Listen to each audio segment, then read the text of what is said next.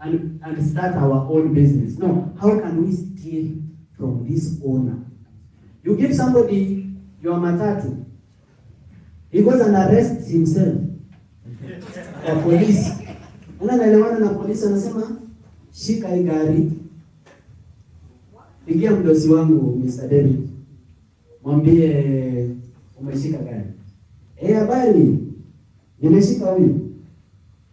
Sasa hii ni mbaya. The tires are worn out, non-functional brake lights, speeding dangerously, overtaking, obstruction. Huyu cash bail 20,000. Hapana mkubwa, tunaweza ongea. Usifanye hata iwe 5,000 bwana, na wewe unaona vile uchumi iko. Sawa, nakupea namba mahali utaweka. You send the 5,000, dereva wako anapewa 2K, scan anaenda 3,000. That is the society we built. Welcome to my channel. So that was Morara addressing people at Ongatarongai Rotary Club yesterday. It seemed like support for this guy is not waning. On 14th of September, he made a post on his social media pages captioning, "I'm looking for an on-compound house within Nairobi that can be an office and headquarters to our movement." WhatsApp pictures to his phone number there. "I will take some security precautions to avoid entrapping offers. I need it as soon as possible. If we are interested, my personal assistant will reach out to you for viewing. It is time to start taking formal steps towards change in our country. Once we set up, we will invite applications for volunteer professionals, such as lawyers to pursue corruption cases, accountants to audit statements, civil engineers to check quality of built infrastructure, researchers, public relations experts, and etc. I call on all Kenyans of integrity to step up and start considering taking positions in public space. Your commitment towards civic education will be your ticket to ende kazi." He did a poll, and the caption read, "We need an organized movement. Which type of organization will fit our mission?"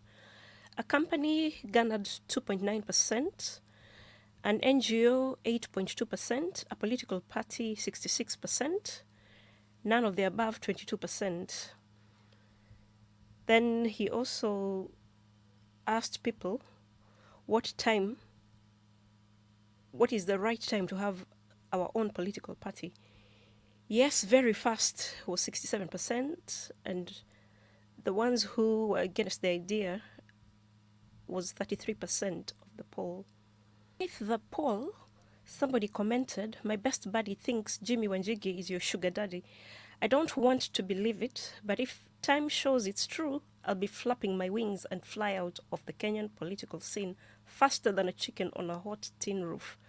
And Kebaso flat out denied that Jimmy Wanjigi is the sugar daddy.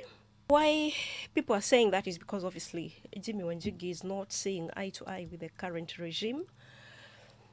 And although Jimmy has opened our eyes because he's the one who explained to us about the odious debt that Kenya is carrying, he also has political ambitions. So I don't know whether his motive for enlightening Kenyans was because he was trying to get back at the current regime or whether he was doing it out of good faith. So although we don't know what his motives are, I urge every Kenyan to check out the videos he did educating us about the odious debt. Me, I'm in the camp that is supporting Morara's move of creating a political party, because in as much as people think 2027 is far, the current government is already on campaign mode. So the real opposition party needs to start getting organized now in preparation for the next election.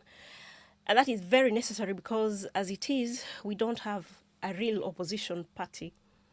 17th, he got his wish because somebody contributed their own property to be used as a HQ for this new movement.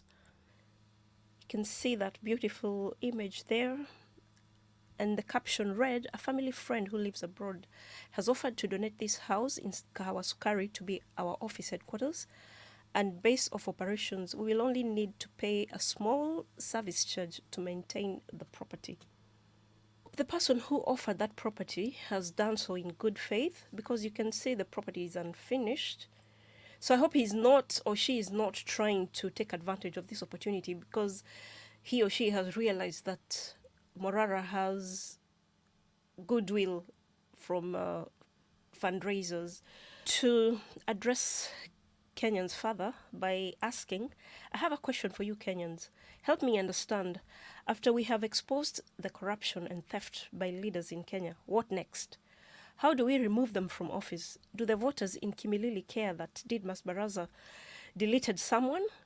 Did the voters in Kirinyaga care that Waiguru was corrupt?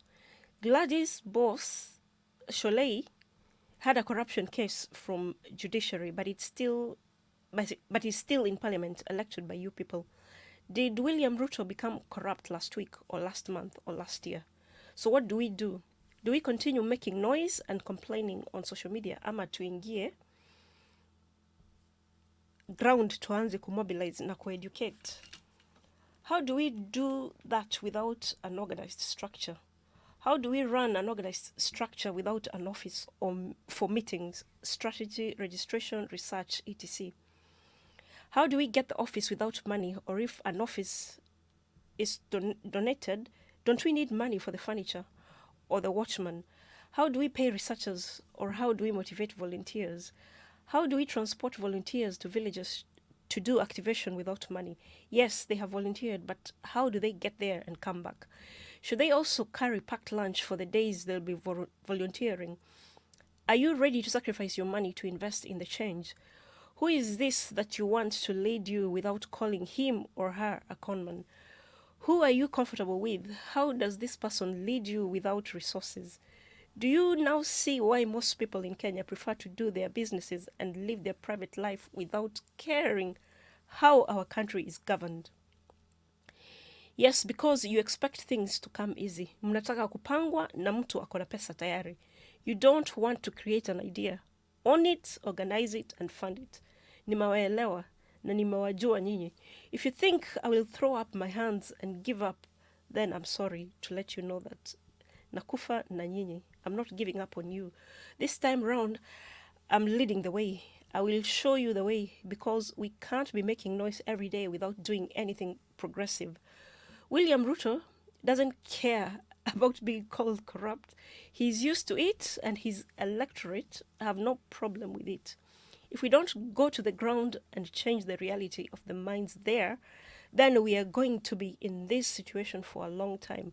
Mkichoka na mimi, songa kwa kona, lamba glucose, rudi tuendelee. Na mchango ya pesa itaendelea. Nikiwaibia pesa, come and stone me. Sirudi nyuma. Namba yangu ya M-Pesa ni 0708985611.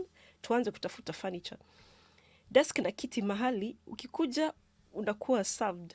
In 1 week's time, let all Kenyans start coming to their office to take selfies and discuss the state of the nation. Siogopi kuwaomba pesa. Nisipowaomba nitatoa wapi? Ningekubali kununuliwa, ningekuwa nayo, lakini mlinikataza nisinunuliwe. Therefore, kula kiburi yenyu. Niko na nyinyi hapa kwa hapa, mpaka tutoe hawa wafisadi serikalini. That is one determined guy. He didn't stop there. He's carried on saying, if you want a billionaire who has money to be the one to set up your office, start your party and fund civic education activities, then muniambie mapema, juu mimi nitahitaji usaidizi wenyu. Stop calling me a conman when I'm doing my best to organize this movement into a lethal machine that can actually remove corruption from power. I don't want my children to start thinking I'm a thief. I was a hard-working Kenyan before I started this. Mkiendelea hivi, nitaogopa hata kupika nyama kwangu. My friends, msinikasirishe. My M-Pesa is that number over there. Mchango ya furniture ya ofisi yetu, sio yangu, ni yenyu. Wow. So, he had a parting shot. He said, corrupt people in Kenya are bold. They are shameless. They don't care about being called corrupt. Calling them out is just noise, because villagers will still vote for them. They are happy when we expose their corruption, because it helps normalize the corruption. They know if Kenyans hear about corruption every day, they will get tired. Yeah, that's true. And that is what they want. A tired population and majority of blind voters. We cannot remove them from power on social media or on media. We need to wear our gumboots and women to tie their waists, tuingie ground, tubadilishe mambo na akili ya mpiga kura, aelewe chenye inaendelea. That word chenye is actually not a real Swahili word, but it seems like Gen Zs have embraced it. So, mambo ya formless na leaderless, mimi siko hapo. I want us to have a form and leaders to come up. I don't have to be the presidential candidate of the party I'm forming. Let there be nominations. You decide who you want. Nikimaliza hii kazi, nataka kurudi kwa biashara because I want to be on Forbes list before I'm 35. So, sina time ya kubishana. Ukiona sifanyi vizuri, rise up and do the right thing. I'm not all wise or all knowing, but I'm doing my best with a clean heart. Offers started rolling in. You can see somebody here, a former classmate, said they've sent something on M-Pesa and will donate a printing machine for the new office. Next one said, I'm willing to come and stay at the new office as a caretaker for free. I'm jobless and at home. I can be useful there. Another one, that is Masi Morara, that is the wife, said, I'll donate a 7-seater sofa of your choice from Morara Home Furniture for the waiting room where guests will sit. From Masi Morara, CEO, Morara Home Furniture. And he responded to that, Bas, this is the girl I married. Keep winning and keep the company alive as I fight on this front. Thank you for the offer. Another one said, we will donate 100 rim papers as a start. Another one showed a confirmation for 10 shillings. I will donate video editing services to the team. Another one showed an M-Pesa transaction. Another one said, I will donate 1 office chair for this noble cause. Another one said, since I have nothing to donate except few shillings, I will donate my time and knowledge in volunteer basis. We need a very strong movement so that when the next wave happens, we have structure to take power. People like Morara will become president and clean the mess.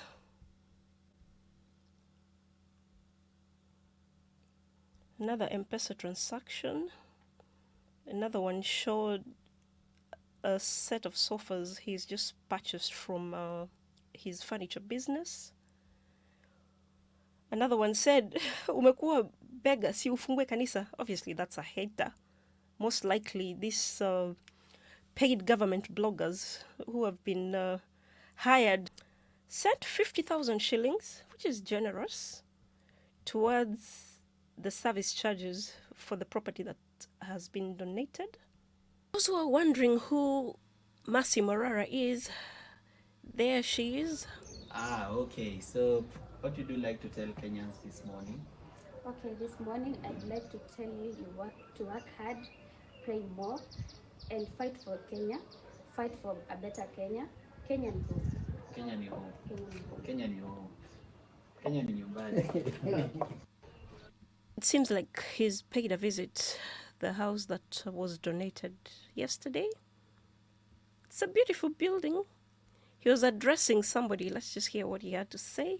Nafikiria Mr. Morara, niko na swali kwako. Niulize. Na kuulizaje?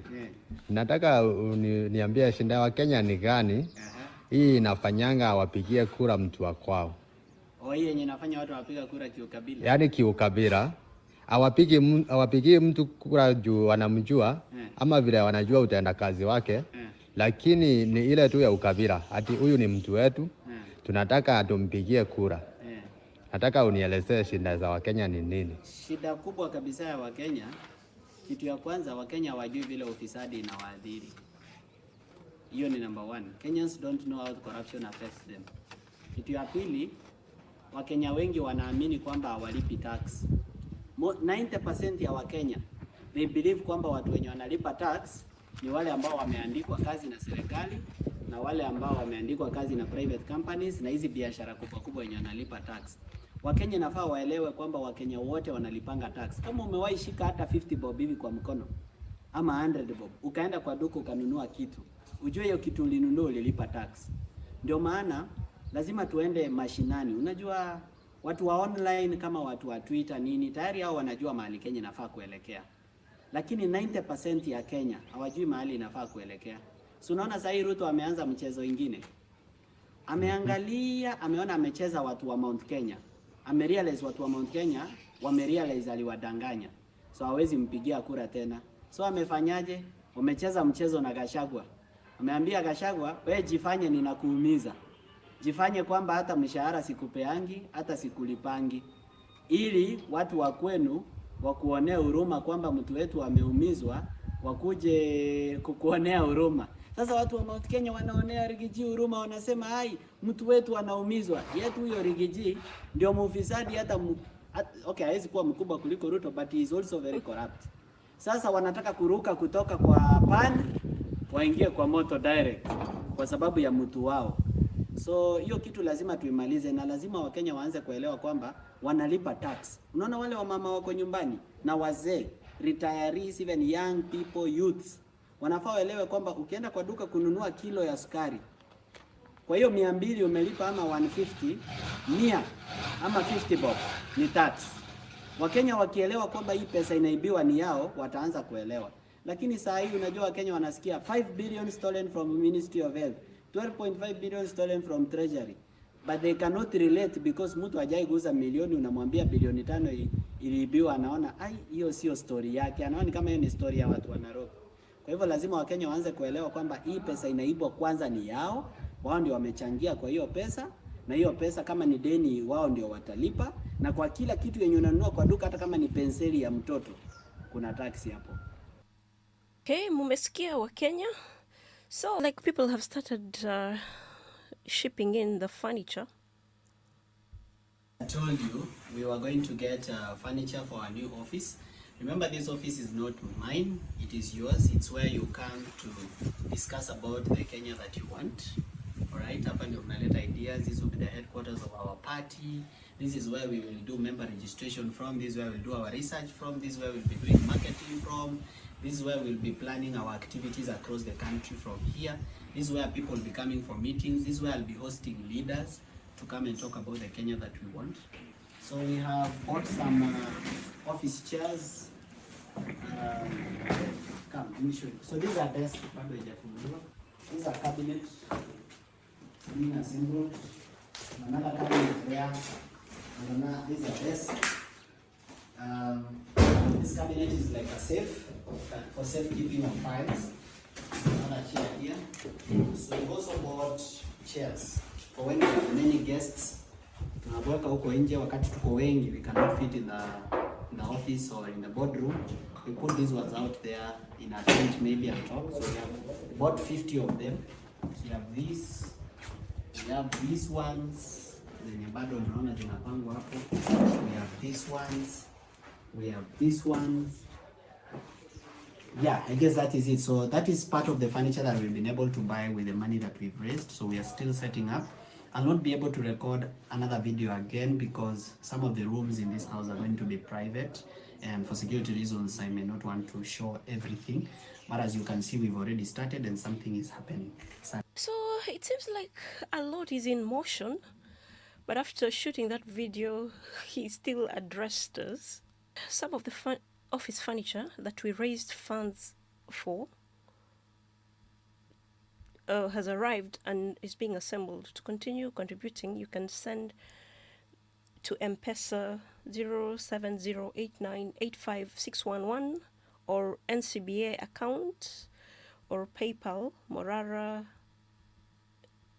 DAIDZ@gmail.com.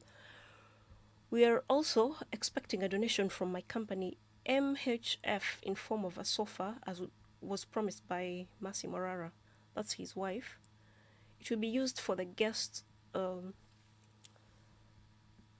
It will be used for guests waiting at the lounge. So very soon the doors of this headquarters will be open.